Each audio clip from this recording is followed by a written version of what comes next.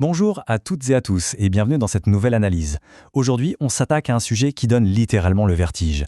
Un truc qui colle à la peau de l'humanité depuis la nuit des temps, la croyance. Pourquoi, fondamentalement, les êtres humains ressentent-ils ce besoin viscéral de croire? Alors attention, on pose les règles du jeu tout de suite, on garde une impartialité totale ici. L'objectif n'est absolument pas de savoir qui a tort ou qui a raison, ni de débattre des dogmes. On va plutôt décortiquer ensemble la mécanique philosophique et psychologique de la foi. C'est parti, on plonge dans le vif du sujet. Voici notre feuille de route pour aujourd'hui. On va commencer par explorer le besoin humain de se relier. Ensuite, on parlera de la finitude et de nos angoisses existentielles.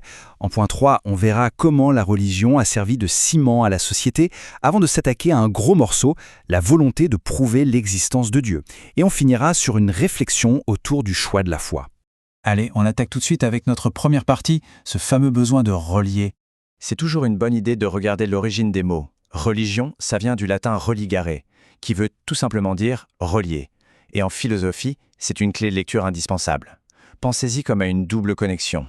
Vous avez d'abord un lien horizontal, les croyances et les rituels relient les humains entre eux pour former une communauté soudée, et puis vous avez un lien vertical, beaucoup plus intime, qui relie l'individu tout seul face à quelque chose de plus grand que lui, le divin. Rien que ce mot religare, ça nous donne le mode d'emploi du rôle de la croyance dans notre histoire.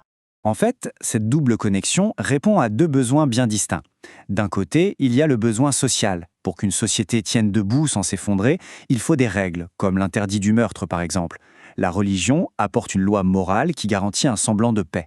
Mais de l'autre côté, et c'est tout aussi important, elle répond à un besoin profondément individuel. Face aux grands mystères de la vie, la foi agit comme un baume. Elle vient apaiser ces questions existentielles qui ont tendance à nous empêcher de dormir la nuit. Ce qui nous amène logiquement à notre deuxième point, la finitude et l'angoisse existentielle. Si on cherche le véritable moteur psychologique de la croyance, il faut regarder du côté de ce qu'on appelle la finitude. Qu'est-ce que c'est? Eh bien, c'est cette conscience très humaine que nous sommes limités. Contrairement aux autres animaux, on sait qu'on va mourir. On a parfaitement conscience de notre propre date de péremption, si je puis dire. Et par-dessus le marché, on se heurte à un mur intellectuel. On est incapable de comprendre d'où l'on vient vraiment à l'échelle cosmique. On est là, sans trop savoir pourquoi, tout en sachant qu'on va disparaître. C'est brutal, non? Et cette conscience génère une angoisse tellement énorme qu'elle appelle presque par instinct de survie la création d'un refuge psychologique. Et c'est exactement là-dessus que certains penseurs vont s'appuyer pour formuler leurs critiques. Vous connaissez forcément cette phrase de Karl Marx, « La religion est l'opium du peuple ». Si on enlève la passion politique et qu'on regarde ça de manière clinique, Marx dit simplement que la religion est un puissant antalgique. Face à la douleur insupportable de notre finitude et à cette peur viscérale de mourir, la croyance agit comme un calmant qui vient anesthésier la douleur. Si on glisse vers la psychanalyse avec Sigmund Freud, le constat est étonnamment similaire. Pour Freud, l'adulte est terrifié par l'immensité et la dureté du monde. Alors, que fait-il? Il fait ce qu'un enfant ferait, il se cramponne à un parent. Sauf que là, c'est un père invisible, absolu et tout-puissant. En gros, selon l'analyse freudienne, se tourner vers un dieu, c'est une façon de refuser de grandir pour conserver ce sentiment de sécurité totale qu'on avait quand on était gamin. Passons maintenant à la troisième partie, où on change d'échelle pour voir comment tout ça sert de ciment à la société. C'est fascinant de voir comment l'outil de la croyance a évolué politiquement. Prenons l'Antiquité, avec un philosophe comme Épicure. Pour lui, le corps meurt, l'esprit meurt avec. Fin de l'histoire, donc aucune raison d'avoir peur des dieux. Mais faites avance rapide jusqu'au Moyen-Âge. Avec l'idée de l'enfer et du paradis, la peur du jugement divin devient l'arme absolue pour maintenir l'ordre. C'est l'époque des monarchies de droit divin. Le roi est littéralement le représentant de Dieu sur terre. Défier le roi, c'est défier le Créateur en personne. C'est un système de contrôle redoutable. Il faudra attendre le XVIIIe siècle et les penseurs des Lumières pour venir débrancher ce système, dénoncer cet outil de peur et militer pour ce qu'on appelle aujourd'hui un État laïque, avec une séparation stricte de la foi et du pouvoir. Et cette séparation se retrouve aussi dans la façon dont on explique nos origines. Face à ce mystère vertigineux, on a deux méthodes qui ne jouent pas du tout avec les mêmes règles. La science avance avec son système de preuves, comme le Big Bang, tout en acceptant humblement de dire « pour ce qu'il y avait avant, franchement, on ne sait pas encore ». La religion, de son côté, ne s'embarrasse pas de preuves tangibles, mais elle offre une réponse qui a le mérite d'être totale et absolue. C'est l'œuvre d'un créateur. C'est un choc frontal entre le besoin rationnel de prouver et l'abandon apaisant à la fois. Ce qui nous fait glisser naturellement vers notre quatrième point, le grand défi de prouver l'existence de Dieu. Parce que c'est bien ça la question ultime, non? Peut-on véritablement connaître Dieu? Est-ce que l'être humain, armé de son petit cerveau, de sa raison et de sa logique implacable, peut s'asseoir à un bureau et prouver de A à Z que le divin existe? Pour Blaise Pascal, la réponse est non. Vous connaissez sûrement sa citation « Le cœur a ses raisons que la raison ignore ». On l'utilise souvent pour parler d'amour, mais à la base, Pascal parle de religion. Son idée est simple, Dieu est immatériel, donc chercher à le prouver avec une loupe et un scalpel, ça n'a aucun sens. Pour lui, le divin ne se comprend pas avec la tête, il se ressent au fond de soi, dans le silence intérieur. En résumé, chez Pascal, Dieu ne se prouve pas, il s'éprouve. Et pour provoquer ce ressenti, cette émotion pure dont parle Pascal, la religion a développé une véritable ingénierie sensorielle. Imaginez-vous un instant au pied des immenses temples d'Angkor. L'architecture démesurée, les chants qui résonnent, les odeurs d'encens, tout ça ce n'est pas juste de la décoration. C'est conçu sur mesure pour frapper vos sens humains et créer un éblouissement. Le but, c'est de vous faire ressentir physiquement le poids de cette immensité. Ce qui est dingue, c'est que c'est universel. Regardez la cathédrale Saint-Basile à Moscou à côté de la basilique Saint-Pierre de Rome. Peu importe le continent, peu importe la confession, l'humanité a toujours construit ces montagnes de pierre hallucinantes. Pourquoi ? Pour matérialiser ce lien intime, nous rappeler à quel point on est tout petit et déclencher cette émotion spirituelle brute.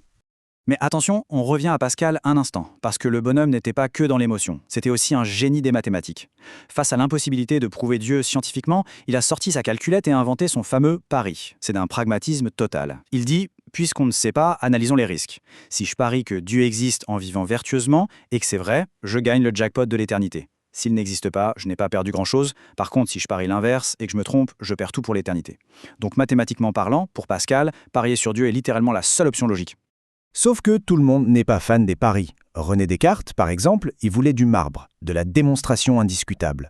C'est ce qu'on appelle l'argument ontologique. Accrochez-vous, la logique est imparable. Descartes part du principe que Dieu est, par définition, l'être parfait. Or, exister, c'est une qualité de la perfection. Si Dieu n'existait pas, il lui manquerait quelque chose, donc il ne serait plus parfait. Vous suivez ?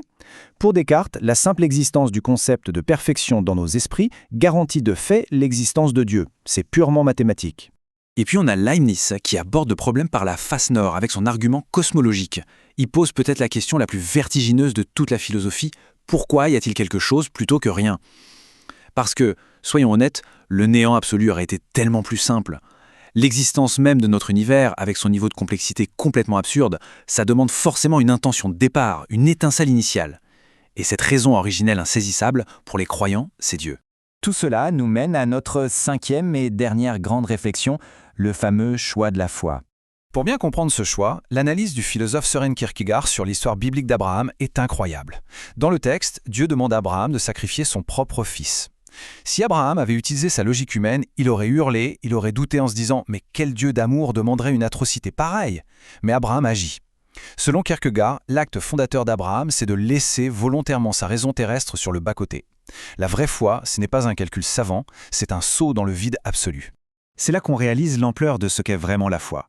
Elle réclame de couper le moteur de la raison, parce que le moindre doute viendrait gripper la machine. C'est l'exact opposé de la méthode scientifique. Mais en échange de cet abandon, de ce renoncement aux preuves, la foi offre quelque chose d'unique, une certitude inébranlable, un ancrage profond qui, pour des milliards de personnes, est bien plus réconfortant face aux tempêtes de la vie qu'une équation de physique quantique.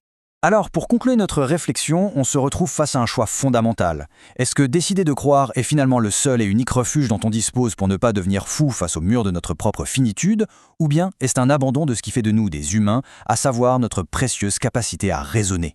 Il n'y a pas de bonne ou de mauvaise réponse ici, chacun a sa propre boussole. Mais comprendre ce qui pousse l'humain à s'en remettre au divin, c'est tout simplement comprendre qui nous sommes. Merci beaucoup d'avoir suivi cette analyse, on se retrouve très vite pour explorer un nouveau sujet.